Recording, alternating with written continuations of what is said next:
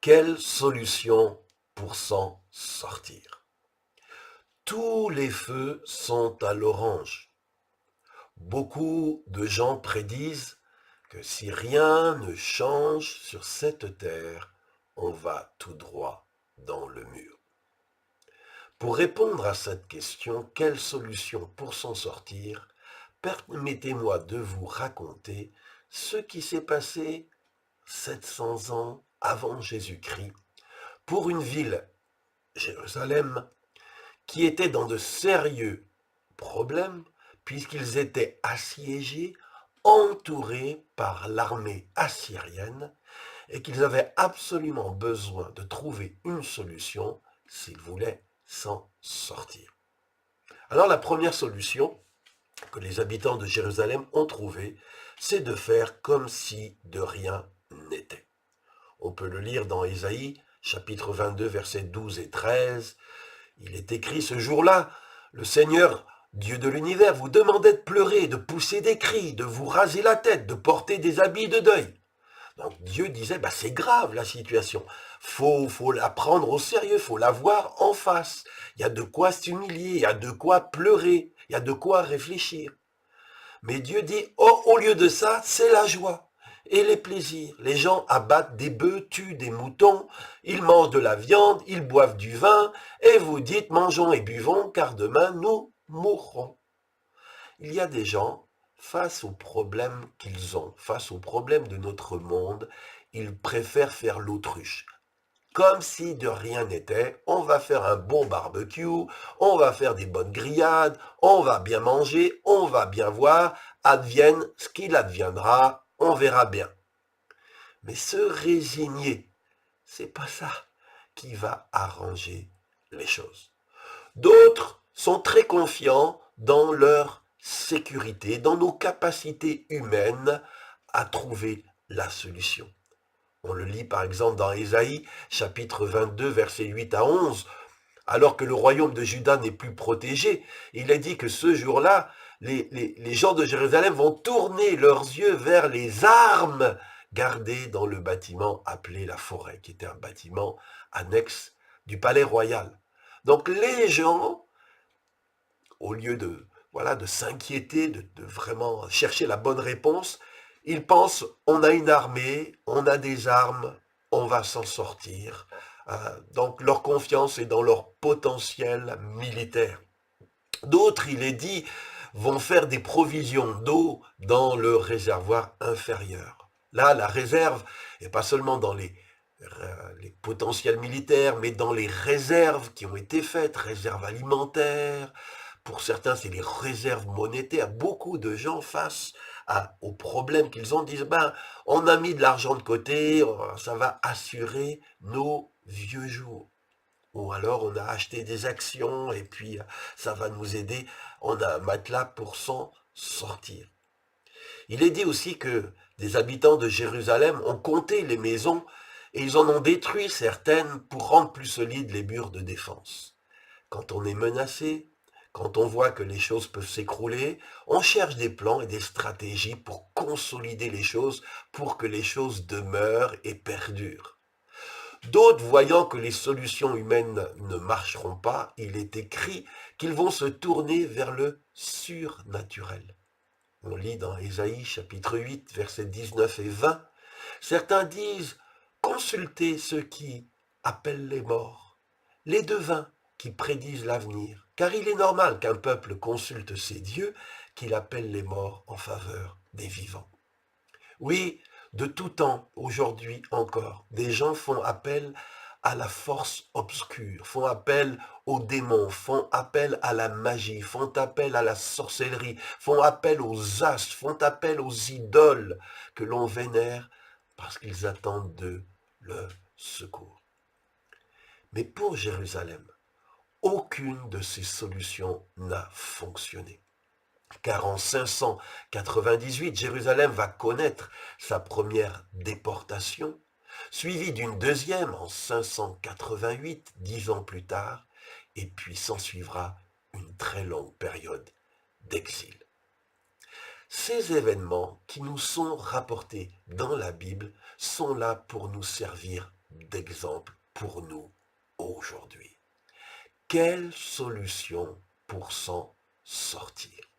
Dans toutes les solutions envisagées par les gens de Jérusalem, il y a un hic. Et c'est Dieu qui va mettre le doigt sur ce hic.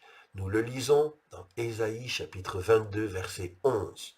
Dieu dit, « Vous n'avez pas tourné les yeux vers celui qui est la cause de tous ces événements.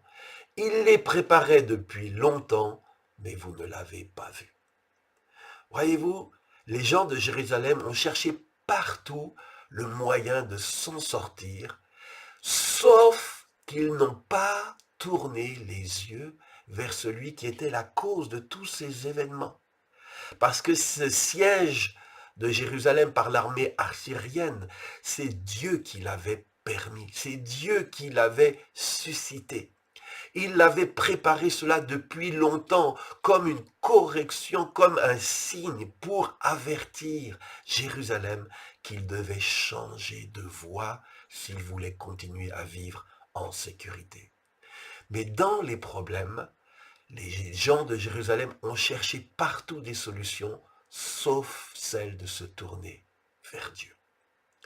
Comme c'est d'actualité aujourd'hui, dans mon pays, la France, qui connaît une crise, qui connaît des problèmes, que nos dirigeants qui sont intelligents, diplômés, n'arrivent pas parce que ce sont des problématiques qui les dépassent. On cherche de partout les solutions, on cherche dans les réserves, on cherche dans des plans, dans des stratégies, on cherche dans la force armée pour maintenir l'ordre et la paix.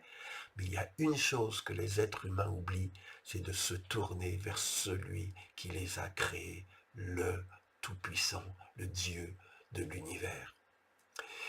Et dans Ésaïe chapitre 8, verset 20, alors que des gens disent, eh bien, allons voir ceux qui tirent les cartes, ceux qui font le pendule, ceux qui lisent dans les boules de cristal, allons pour savoir qu'est-ce qui va advenir.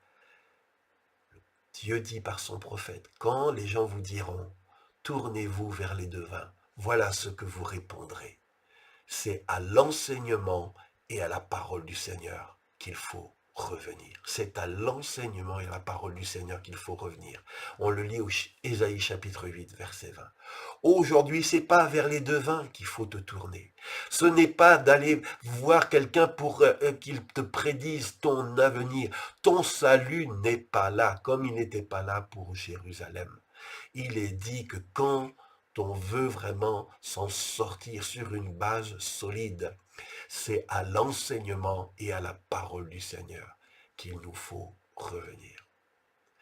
Souvent, la plus grande tristesse que j'ai en tant que pasteur, en tant que croyant, en tant que chrétien, c'est de voir le refus des êtres humains de se tourner vers Dieu, de revenir à la parole et à l'enseignement de Dieu. Je vois les êtres humains chercher toutes sortes de moyens, toutes sortes de parades à leurs problèmes, sauf le chemin de la foi, du retour vers le Seigneur. Or, Ésaïe, ce prophète extraordinaire, dont le message est tellement d'actualité pour nous aujourd'hui, a écrit ceci. C'est un testament qu'il nous laisse. Ésaïe chapitre 30, verset 15. Il dit, c'est dans le retour à Dieu que sera votre salut. C'est dans le retour à Dieu que sera votre salut. Pour toi qui m'écoutes, je ne sais pas si tu es comme Jérusalem, encerclé par des ennemis, encerclé par des problèmes. Tu ne sais plus comment tu vas t'en sortir. Et Dieu te dit au travers de ce message, c'est dans le retour à Dieu, dans le retour à sa parole, la mise en pratique de sa parole, que sera ton salut. Pour ton pays, peut-être tu es attristé par les événements qui se passent dans ton pays. Le salut de nos nations, heureuse la nation dont l'Éternel est le Dieu, est écrit dans la Bible. Le retour à Dieu, c'est ce qui amènera la paix, c'est ce qui amènera la sécurité que tous les êtres humains cherchent. Et Seigneur, je veux vraiment te demander pardon pour l'endurcissement du cœur des êtres humains. Les êtres humains savent ressentent les menaces qui pèsent sur leur vie et ils cherchent par tous les moyens à se mettre à l'abri. Mais dans cela, ils t'oublient, toi, celui qui leur a donné la vie. Ils ne se tournent pas vers toi, toi qui es le maître de cette histoire. Et cela te brise le cœur de voir combien l'être humain est devenu insensible et aveugle. Alors je veux prier dans le nom de Jésus pour que tu suscites un réveil dans le cœur de nos nations, un réveil dans le cœur de nos dirigeants, un réveil dans le cœur de ceux et celles qui écoutent ce message, qu'ils sachent, comme tu le dis, Seigneur, que c'est à l'enseignement et à la parole du Seigneur qu'il nous faut revenir si nous voulons voir le salut de notre Dieu. Accorde-nous, Seigneur, de le vivre pour ta gloire et pour notre bonheur, au nom de Jésus. Amen. Je vous dis à vendredi prochain pour un nouvel enseignement. Si vous n'êtes pas encore abonné à cette page ou à ma chaîne YouTube, je vous encourage à le faire, Jean-François Gott. Je vous encourage aussi à partager ces enseignements. S'ils vous font du bien, ils feront aussi du bien à d'autres. Pensez à vous connecter vendredi prochain. Bon week-end à tous. Au revoir.